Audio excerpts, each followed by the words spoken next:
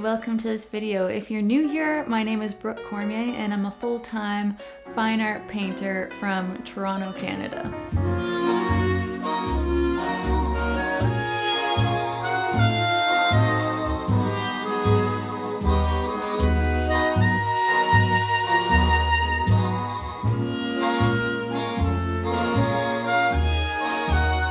Got my hot water bottle because it's cold.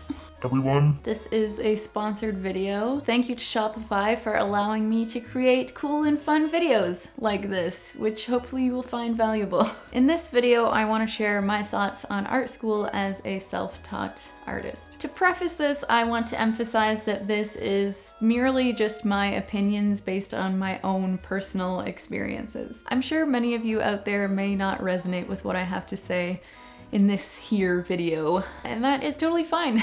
In fact, if you have gone to art school, I would love to hear your opinion about the subject, and I think it might be cool to do like a follow-up video in the future where I interview a bunch of people who have gone to art school and see what their experiences were. It's important to get different perspectives on the topic. Also, I'm on a bit of a flower kick recently with my art, so I thought that while I chat with you today about art school, I'll also show you the process of working through my latest rose painting.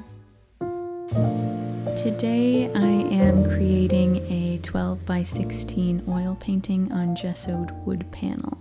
By the way, whilst creating this painting, I was spending a week at my parents' house, and it was just so nice looking out the window and seeing trees. Usually at my home studio in Toronto, I gaze out upon a brick wall while I paint, so this was quite the upgrade. It is currently the beginning of October, and Ontario is just so beautiful this time of year with the changing colors and the mushrooms and the toads. It's just my favorite season. Okay, art school. Now, I realize that people go to art school for different reasons. Maybe they want to be an art historian, a curator, a creative director, perhaps an art teacher. But for this video, I'm specifically speaking on going to art school for the intent of becoming an old-fashioned fine artist, one who creates art and sells it for a living, specifically of the self-employed variety. So as I mentioned earlier, I am a self-taught painter. I've never taken art lessons, I didn't go to art school, and I've learned everything I know through thousands of hours of practice and good old trial and error. If you want a more in-depth background story of how I became a full-time artist, I made a video about it, which I'm throwing up on the screen now. But as a quick synopsis, I loved to draw growing up, got the highest marks in my high school art classes, was discouraged to pursue art as a career because of the starving artist stereotype, so I finished a 4-year bachelor degree in landscape architecture instead. All throughout university, I drew and painted for fun and did some commissioned work as a side hustle.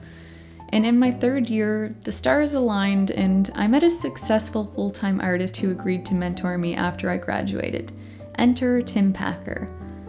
Tim saw my talent and determination and thought I would make the perfect fit for the mentorship video series he was planning on making here on YouTube. Tim mentored me for about 2 years and sort of guided me through the business side of being an artist while I painted my ass off and worked on progressing my technical skill set. Within my 1st year of painting full-time, I made over $30,000 through selling my artwork alone, and it has been my career ever since.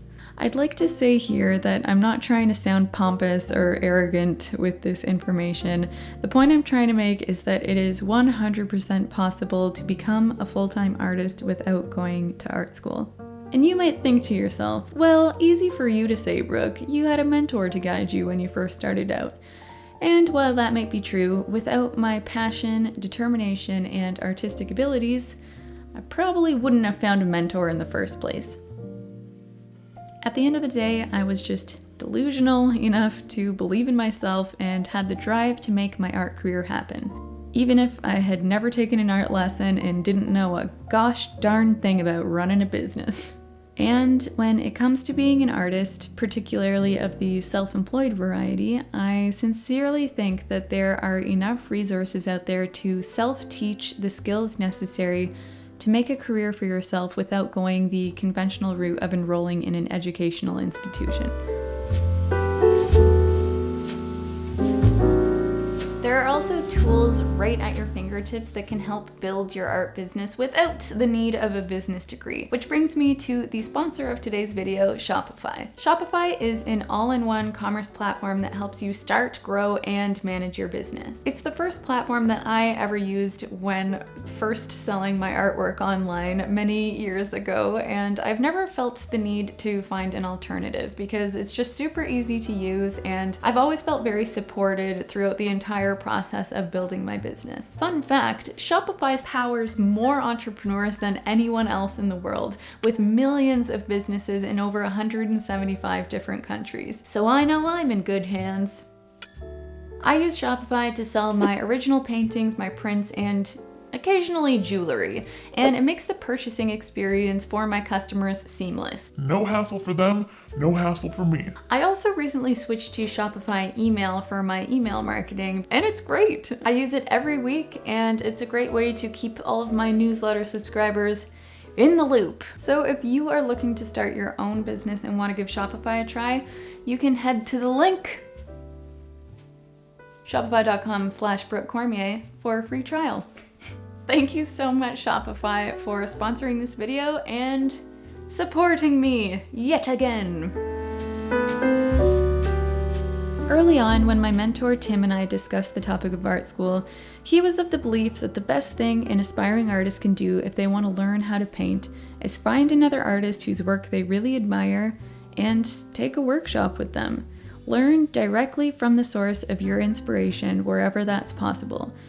And when I really think about it, it makes a lot of sense to spend a couple $100 or $1,000 on a course that you know will teach you the exact skills you want to acquire, instead of paying tens, even hundreds of thousands of dollars to learn from people you've never heard of, who aren't even living your dream. I was reading The Artist Way by Julia Cameron the other day, and I came across this paragraph which I felt to be quite relevant to what I'm discussing here. It reads, "Creativity cannot be comfortably quantified in intellectual terms. By its very nature, creativity eschews such containment. In a university where the intellectual life is built upon the art of criticizing, on deconstructing a creative work, the art of creation itself, the art of creative construction, meets with scanty support, understanding, or approval. To be blunt, most academics know how to take something apart, but not how to assemble it." I kinda interpret this as meaning it becomes harder to create something when you know it's just gonna get torn apart. And I do think that constructive criticism is a very important part of developing your practice. But I think what Cameron is saying is that budding artists need an encouraging environment and direction from people who can actually empathize with the growing pains that every artist experiences at the beginning of their artistic journey. Or as she puts it, appreciate the authenticity of growth for the sake of growth. She then goes on to say how it is unfortunately not uncommon for art students to feel discouraged in their creative pursuits by authoritative figures such as their professors, and have their creativity stifled by their inability to, quote, conform to the norm that was not their own. And this makes me recognize how lucky I was to have had the freedom early on in my art career to pursue the art that interested me without feeling any major constraint or being pushed in one direction or another. And I'm definitely not saying that this is the case for every art student. Perhaps you went to art school and had a teacher who was your #1 cheerleader and helped you forge the path that you wanted to take with your art. And if that's the case, then that is wonderful. I'd love to hear your story, so again, write me in the comments. 'Tis my belief that self-teaching gives the artist the freedom they need to create and pursue their individual interests, though taking this route does come with its own challenges. Sometimes a lack of guidance or direction can leave you wandering around in the dark or walking in circles for a very long time. I think that by going to art school, your peers and your professors inevitably become your network, and your degree kind of acts as your entry into the art world. It's like recognized validation. When you don't have the foundation and are forging your own path, you're left with having to find your own ways of connecting with an artistic community and kind of proving your worth in the art world, for lack of a better expression. This can be really challenging and may not be everybody's cup of tea. I've certainly struggled with all of these things at some point in my career and am still figuring it out as I go. At the end of the day, I personally feel like fine art is different from a lot of careers out there because it's so deeply rooted in individual self-expression and creativity. You don't need a bachelor's degree to create art that moves people. You don't need a master's degree to find fulfillment in your work. And you don't need a PhD to make a living from your art.